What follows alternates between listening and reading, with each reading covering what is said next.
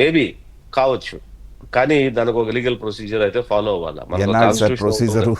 No no it సరే, is అంతే, ఇప్పుడు అంటే అదంతే. విద్యాసాగర్ గారు ఇన్ని ఇష్యూస్ కదా, ఎట్లా ప్రొసీడ్ అవుతారు? ఏదైనా ఇప్పుడు చూడండి, మదనపల్లి ఫైల్స్ అని జరిగింది, అందరూ ఏమన్నారు దాని మీద యాక్షన్ లేదని. ఎవరు చెప్పారు యాక్షన్ లేదని? ఎక్సా ఆర్డీఓ ప్రాపర్టీస్ నేను అటాచ్మెంట్ లేక పెట్టారు సిఐడి వాళ్ళు. 150 కోట్ల ఆస్తి అటాచ్మెంట్ లో పెట్టారు, అరెస్ట్ అయ్యాడు, లోపల ఉన్నాడు. ఇంకొక రకంగా ఇన్వెస్టిగేషన్ జరుగుతుంది. ఇప్పుడు 33,000 ఎకరాలకు సంబంధించిన ఆస్తిలో ప్రతి ఒక్క డాక్యుమెంట్ అంటే 40-50 వేల పేజీ 50 పేజీల 50 వేల పేజీల కంటే ఎక్కువ అనలైజ్ చేయకుండా, క్రైమ్ ను ఫిక్స్ చేయకుండా ఓవర్ నైట్ వాళ్ళలాగా మమ్మల్ని ఎత్తుకొని వాళ్ళ లోపలే వీళ్ళ లోపలే అంటే అది చేయలేం. అది విత్ ఇన్ ది బౌండరీసే చేయాలి తప్ప ఏది కూడా బౌండరీలో క్రైమ్ లో ఇన్వాల్వ్ అయి ఉన్నాడా లేదా అనేది ఐడెంటిఫై చేయకుండా మనము చేస్తే రేపు కేసు వీగిపోతే ఏమవుతుంది? ఇప్పుడు ప్రాబ్లం అదే వస్తుంది సార్, చిన్న తలకాయలు మాత్రమే బలవుతున్నారు కానీ పెద్ద తలకాయ దగ్గరికి వెళ్ళేటప్పటికి పుణ్యకాలం అయిపోద్దేమోనని ప్రజలు భయపడుతున్నారు సార్. మీరు ఆర్డీఓని సస్పెండ్ చేసామన్నారు, హీఈస్ ఓన్లీ అన్ ఇన్స్ట్రుమెంట్. కాదు సార్, నేనేమంటానంటే నీళ్లు వచ్చేంత వరకు బావి తవ్వాలా, నీళ్ళు రావాలి కదా. అంటే అక్కడి వరకు ఇన్వెస్టిగేషన్ అక్కడి వరకు వెళ్ళాలి అంటే అడ్డీల్స్ ఎక్కడి నుంచి జీరో నుంచి మొదలు పెట్టాల్సిందే.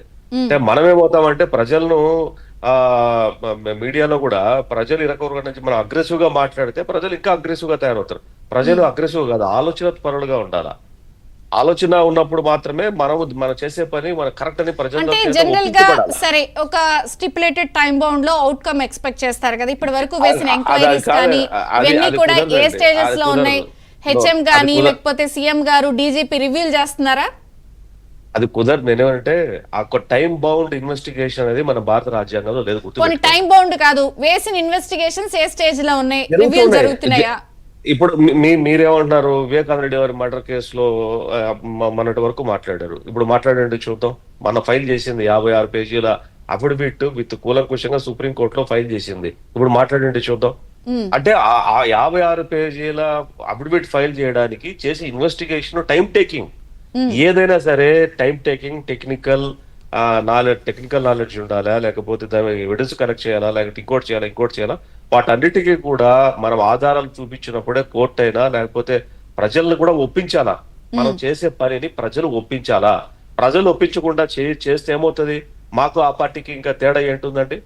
సో ఆ రకంగా చేయమంటే ఈ తెలుగుదేశం ప్రభుత్వం యాక్ట్ చేయదు. ఒకవేళ ఈ విషయం మీద ఎవరికి కోపం వచ్చినా కోపం రాకపోయినా నాకేం అభ్యంతరం లేదు. నేను చెప్తున్నది ఏంటంటే చేసిన ఆరోపణ లేనటువంటి డిపార్ట్మెంట్ లేదు, ఆరోపణ లేనటువంటి నాయకులు లేరు, ఆరోపణలు లేనటువంటి పెద్ద తలకాయలు లేరు.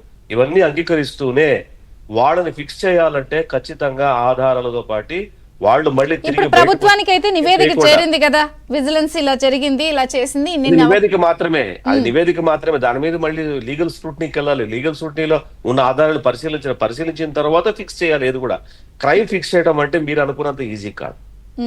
క్రైమ్ ఫిక్స్ చేయడం ఏదో ఆకస్మికంగా జరిగినటువంటి నేరం కాదు ఇది. అంటే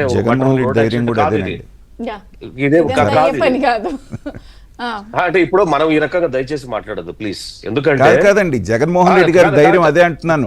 మీరు ఒక దుర్మార్గుడితో యుద్ధం చేస్తున్నప్పుడు కొంతన్నా మనం స్పీడ్ లేకపోతే అన్ని కూడా సిస్టమేటిక్ అంటే 5 సంవత్సరాలు అయిపోతుంది సార్. ఒక విషయం ఇది ఒక ఆర్గనైజ్డ్ క్రైమ్ అంటే సిస్టమేటిక్ గా జరిగినటువంటి క్రైమ్. ఇది ఇన్స్టెంట్ క్రైమ్ కాదు. ఇన్స్టెంట్ క్రైమ్ అయితే మీరు చెప్పింది కరెక్ట్, ఇమిడియట్ ఎఫ్ఐఆర్ అయిపోతుంది. It's organised crime. Organised crime ను ట్రాక్ చేయాలంటే దాని లీడ్స్ ను పట్టాలా. ఆర్గనైజ్డ్ క్రైమ్ ట్రాక్ చేయటం, దాన్ని నేరంగా నిరూపించడం అంటే మనం టీవీల ముందర కూర్చున్న మాట్లాడినంత ఈజీ కాదు. దట్టు ఒక ముఖ్యమంత్రిగా పనిచేసిన వ్యక్తి మీద అందరికీ తెలుసు, ప్రజలందరూ. ఇది నేను కూడా నమ్ముతున్నా, మా పార్టీ నమ్ముతున్నా, పార్టీ నాయకులు నమ్ముతారు, దేశ ప్రజలు నమ్ముతారు, ఆంధ్ర రాష్ట్ర ప్రజలు నమ్ముతారు. ఎస్, క్రైమ్ జరిగింది అంటున్నారు. ఎట్లా అన్నది ట్రాక్ చేయటమే ఇన్వెస్టిగేషన్. ఆ చేయటంలోనే ఇప్పుడు సరే ఇన్ని వచ్చినాయి కదా 10 నెలల్లో ఇన్ని విషయాలు. మీరు చంద్రికా గారు ఒకటి మీరు ఏమంటారంటే, నాకు అర్థమైంది ఏంటంటే మీరు ఎన్ని డిబేట్లు అంటే మీరు మాట్లాడే దానిలో తప్పు లేదు కూడా నేను చెప్తా. నేనేమంటానంటే మీరు జత్వాని కేసు దగ్గర నుంచి, లోకల్ ఎమ్మెల్యేల దగ్గర నుంచి, లేకపోతే అధికారుల దగ్గర నుంచి, ఐఏఎస్ అధికారుల దగ్గర నుంచి ఎంత మందిని పక్కన పెట్టాము, విచారణ చేస్తున్నాము, సస్పెండ్ చేశాము, అరెస్ట్ చేశాము, వాళ్ళకి బెయిల్స్ తీసుకున్నారు. అంటే ఇక్కడ క్రైమ్ పెద్దది అయిపోయేసరికి ఏమైపోయిందంటే, వాళ్ళు చేసిన క్రైమ్స్ పెద్దది అయిపోయేసరికి ఏమైందంటే మనకు జరుగుతున్న అరెస్టులు చాలా చిన్నగా కనపడుతున్నాయి. Yeah. సమస్య అది. Yeah.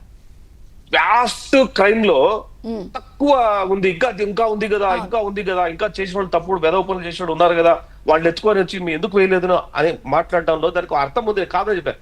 కానీ ఇంతమందిని కూడా ఇప్పుడు మీరు చూడండి, ఎంతమంది ఐపీఎస్ 16 మంది ఐపీఎస్ పక్కన పెట్టారు, దాదాపు 9 మంది ఐఏఎస్ పక్కన పెట్టారు, సస్పెన్షన్ చేశారు, కేసులు కట్టారు, విచారణలు ఎదుర్కొన్నారు. ఎమ్మెల్యేలు, ప్రైవేటు వ్యక్తులు, మర్డర్ చేసిన వాళ్ళు, లేకపోతే ఫైల్ దహనం కేసు, ఇంకోటి ప్రతి దాంట్లో యాక్షన్ ఉంది. కాకపోతే మేము మీరు అసలు యాక్షన్ తీసుకోవట్లేదనే వేగ్ కామెంట్ నేను చేయటం లేదు. మిస్అండర్స్టాండ్ చేసుకున్నారు. అసలు మీరు యాక్షన్ లేదు, పడుకున్నారు, పట్టించుకోవట్లేదు, మీ గోల్ నేను అనట్లేదు ఆ మాట. బట్ వాట్ ఎవర్ యాక్షన్ మీరు వెళ్తున్నారో లిటిల్ బిట్ స్లోవర్ గా ఉంది.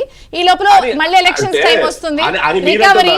అసలు ఈ డబ్బులు ఇన్ని కోట్లలోనా చంద్రికా గారు అని మీరంటున్నారు. నేనేమంటున్నానంటే యాక్షన్